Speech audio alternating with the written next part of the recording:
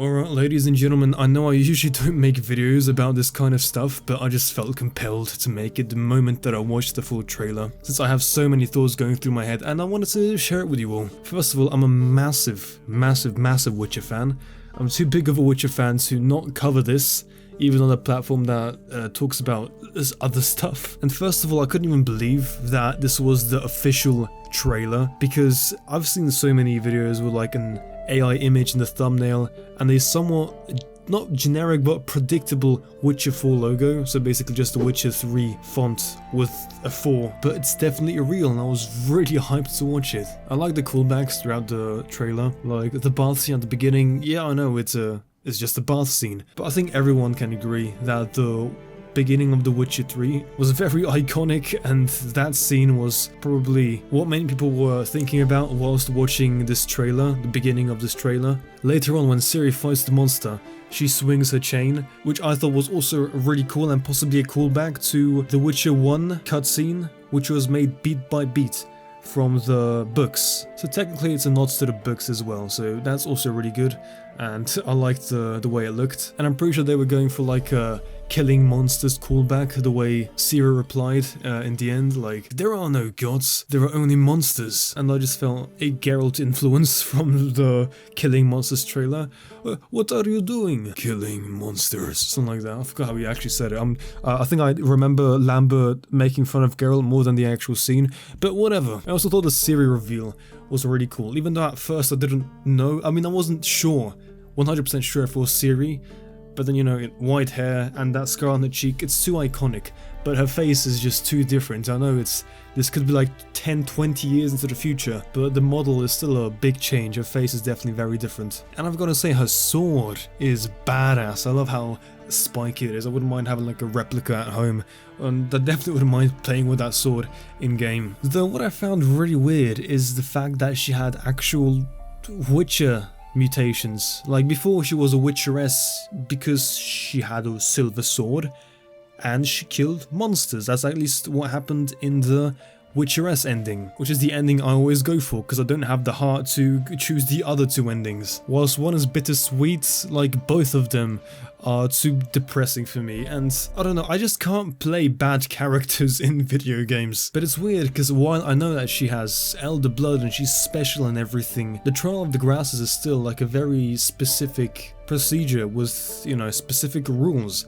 Like, everyone going through the Trial of the Grasses to successfully become a Witcher has to be a boy that's around 10 years old, and Ciri is a woman that's God knows how old, like definitely older than 10. And you know she went through the mutations because she could cast Witcher signs, like she casted Quen and Igni, and she also drank a Witcher potion, which would be fatal, lethal to any person that's not a Witcher. I don't know, maybe they build more on this, because if it's just the, well, she's Ciri so she's special, like, explanation, it'll feel kind of like somehow Palpatine returned. And obviously when someone pointed that out in the comments, half of the replies, if not all of them, and there were like 70 of them, were like, well, this is DEI bullshit that we have to deal with now, because wokeness and politics and opinions and every time I see, watch and read this kind of stuff, I'm like, I understand why these guys are upset, but at the same time, them crying woke when anything happens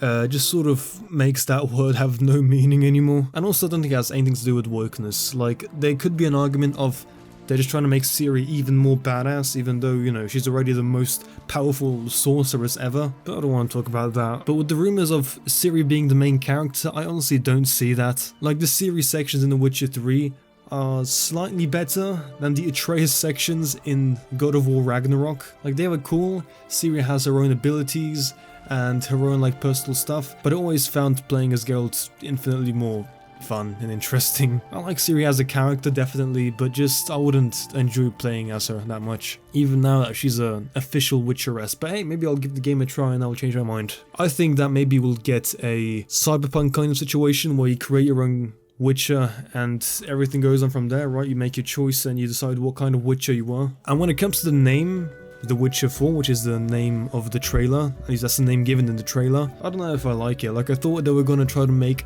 a different thing, like, yes, this is the 4th mainline Witcher game, But at the same time, when I think Witcher number, I think of Geralt's adventures, which, as we know, at least as the people who played Blood and Wine know, ended in Blood and Wine, because he's just chilling in Corvo Bianco with Triss or Yennefer or Dandelion, and he's like the only Witcher ever that actually retired. At least that's what happens when you get the best ending, where neither of the sisters die. And also every Witcher game had like their little subtitle, like Witcher 3 Wild Hunt, Witcher 2 Assassins of Kings, Witcher 1 Enhanced Edition. Maybe this is a work in progress name, or just the name that they'll use for the time being, since everyone knows this project as The Witcher 4. Maybe they change it, maybe it'll be like a separate trilogy, or who knows, because when I think of The Witcher, I think of Geralt, and since you won't be playing as Geralt, you might see him in this game, but you won't be playing as him, then it's just not the same, right? I really like the art style. I feel like they improved on The Witcher 3, whilst keeping their core aesthetics when it comes to like faces and everything, and obviously the atmosphere is still a lot like The Witcher 3, meaning that they probably won't come back to The Witcher 1 atmosphere, which, believe me, is very different. Not everyone wants to play The Witcher 1 because it's a very different game, and it does have its own charm, but it takes getting used to, and you have to appreciate that kind of charm to begin with. But The Witcher 1 definitely was better at mimicking the atmosphere from the books, which I know now because I'm reading through the books. I've read Last Wish and Season of Storms, and I'm currently through reading Sword of Destiny. But still, I would have hoped that the new game focuses a bit more on the same style that The Witcher 1 sort of had. But obviously we can't have everything, and I'm still happy that this game will be coming out somewhat soon to begin with, even though people are joking that, well, the Cyberpunk trailer was 8 years ago, so see you in 10 years, I guess. I really hope that you're enjoying this gameplay. I do like to play like this with my HUD off, since it is really cool and makes me think a bit more, and also appreciate the environment. I just think it's a bit more immersive. We also have a bunch of really lore-accurate mods which make Geralt look different, you know, from the cape to the types of swords he has, to the armor he has, which isn't available in the base game. Because I'm just kind of like obsessed with lore accurate mods and that kind of stuff, since while obviously CD Projekt Red did a fantastic job with making the game, giving it its unique, iconic aesthetic and personality, I do believe that in the third game especially, they made Geralt a bit more macho than he actually is. They tried to make him even like more badass and masculine and everything, giving him probably bigger muscles, and also his beard, which he really hates. That's why he doesn't have it in the first two games or in any of the books, but you know, here he has to have it because beards are cool and masculine and badass. But I still think that these few changes are needed, though I'm gonna admit the beard looks good on him, so I leave it. But that'll be all my thoughts for today.